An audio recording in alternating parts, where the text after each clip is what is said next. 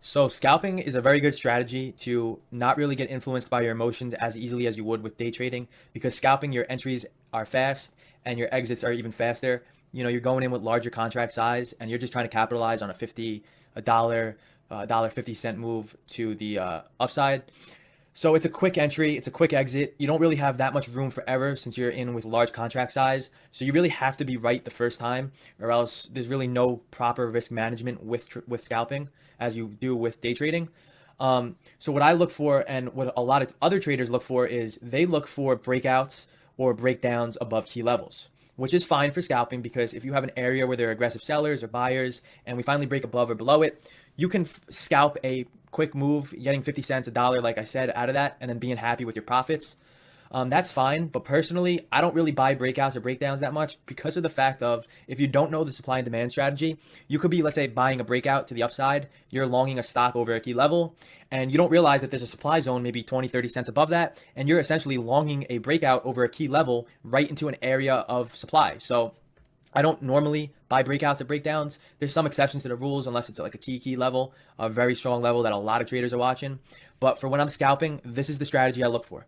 I look for rally-based rallies that form in real time. If you're able to spot rally-based rallies that form in real time, you can take a high probability trade to the upside that the market is going to continue for a couple of cents, a couple of dollars to the upside, and be happy with your profits and take them off the table pretty fast. So two really key points here is that rally-based rallies, you have to make sure that there's a valid rally to the upside. So just real fast, I'm going to break this trade down. We have today, let's look at just today only. We have a valid rally to the upside and a valid basing candle at the highs. Looking back towards yesterday, we had 424 was key resistance yesterday. It's also a whole number. So this 424 is a key level. It's a key area where sellers obviously were present yesterday. And today we're rallying right up into that level and we're somewhat rejecting. We had a strong rally, a strong close to the upside, followed by a basing out candle near this level.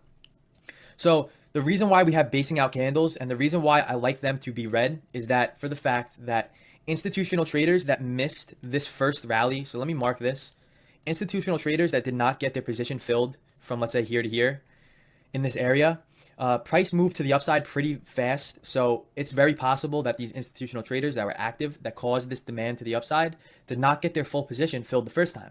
So what they need to do is they need to make price look attractive to the downside because what happens is that retail starts selling or shorting into an area. And obviously 424 is a key level. So retail is like, I'm going to short this 424 level. I'm going to provide liquidity. What they do is they provide liquidity for these institutions. For every buyer, there's a seller. For every seller, there's a buyer. So when they're selling here, they're selling in this area, this basing candle that we saw on a 5-minute chart.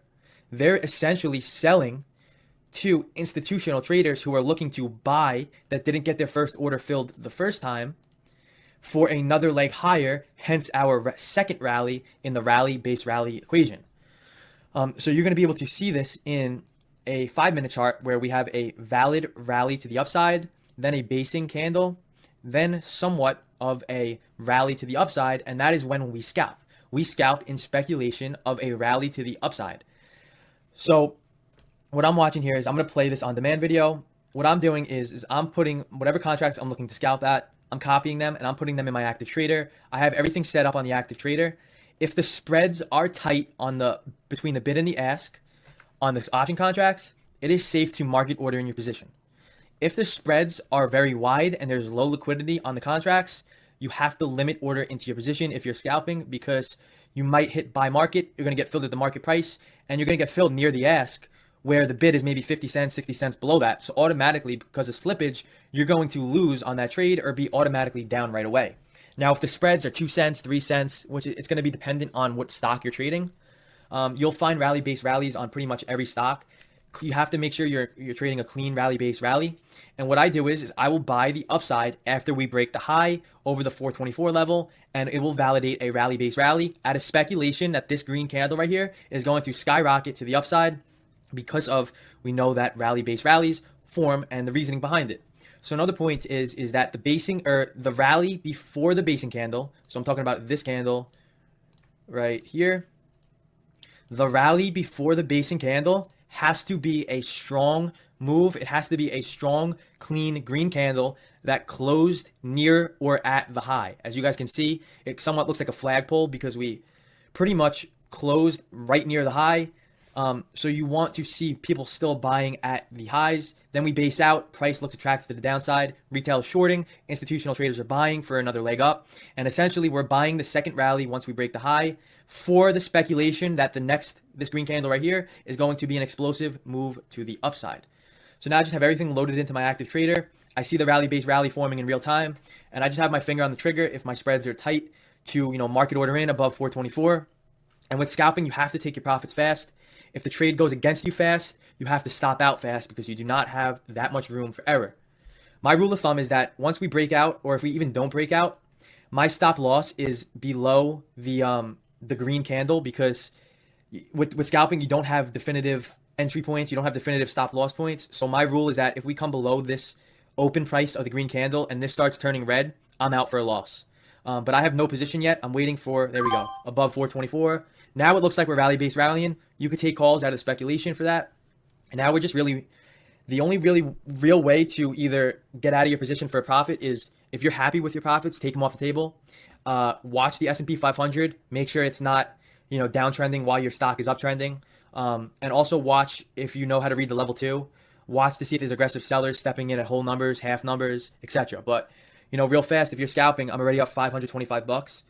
If you're happy with your position, you could get out of your trade fast. There's really no definitive points. So if we start coming back down, breaking this low, I'm just going to stop out for break even. I mean, not for break even. I'm going to stop out for a loss because obviously it's not a valid rally-based rally anymore. You don't want to wait for the stock to, come up here and get long. You really want to wait for the stock to break above the high, and then you could chase it long because you're speculating a rally-based rally is going to form in real time. Okay, so here's another example. We have Amazon.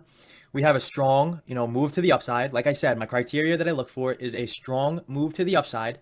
It has to be an impulsive rally to the upside, a very strong move. So here's our first rally. Then all of a sudden, we base out. You have to ask yourself, why are we basing out? Institutional orders are getting filled for another leg higher. Close near the high on the rally candle before the basing candle. Then the next candle, we can take long once we break above the high. So this is what we see in real time. We see a rally, then all of a sudden we see a base near the high. Then the next candle, we are taking it long above this. As soon as this green candle, this large green candle right here, breaks above the high, we're taking it long. So you could have scalped from 2297 all the way up to 2314.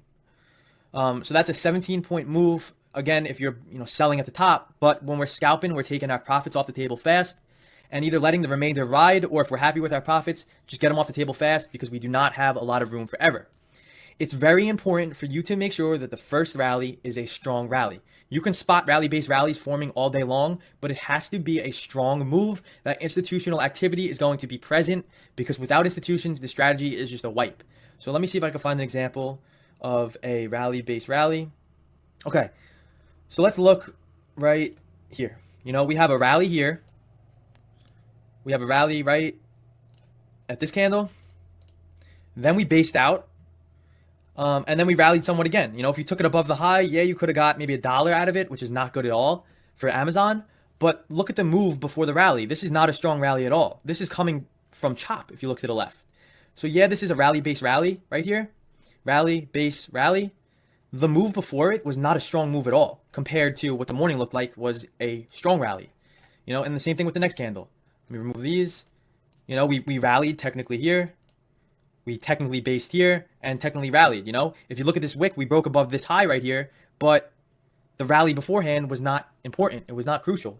Now, if you were to look at, let's say, this rally right here, this is a strong impulsive green move to the upside.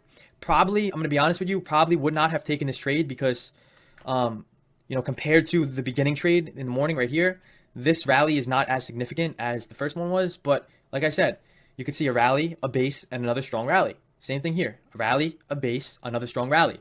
It's very simple. If you're able to spot rally and bases in real time, then scalp those calls for the second rally after the basing candle. It's very simple. It's not very difficult at all. Let me see if I have another example. So I have Tesla. Same thing. We had opened up. So just put this again into a little bit of perspective. Yesterday we had a strong rally, right?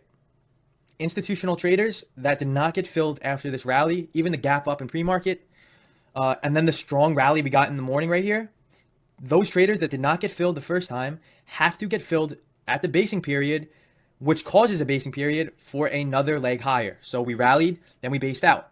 Then all of a sudden, price started coming up, coming up. You take it above the high, putting your stop loss below this candle, which is a lot of risk in my opinion. So it's going to be very subjective based on your position sizing, very subjective based off of your account size. But my rule of thumb is putting it below if this rally candle, or the candle that we thought is going to be a rally, if it turns red, I'm stopping out.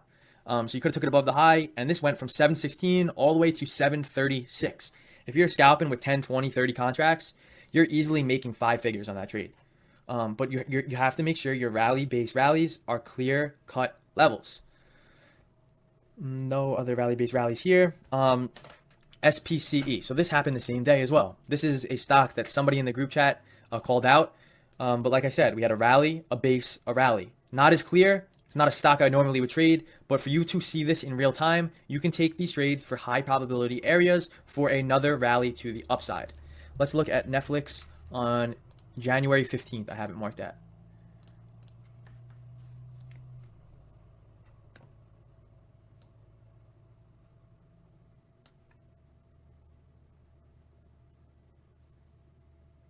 Okay, same thing right here. Ready?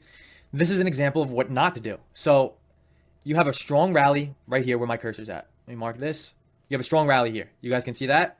Next candle is a nice looking basing candle, right? This is something we look for. If we were trading this, it has to be the next candle. So this candle right here where my cursor's at did not break above the high. This candle also did not close near the high. Then the next candle following it finally broke that high, but because it's not the following candle after the base, I'm personally not taking this trade. And as you guys can see, somewhat worked out, but not as clear as the other examples that we look for. So I have this written out in the lessons tab in the Discord room. That's on 4/15/2020. One of my favorite scalping techniques is to watch for 5-minute rally-based rallies form in real time. If you're able to spot them in the process of forming, you can get a great entry for a scalp position. And here are the examples. The ones I just showed you. Amazon, rally, base, rally. Tesla, rally, base, rally. It's very simple. It's a powerful strategy if you're able to validate the strong rally bases before they happen.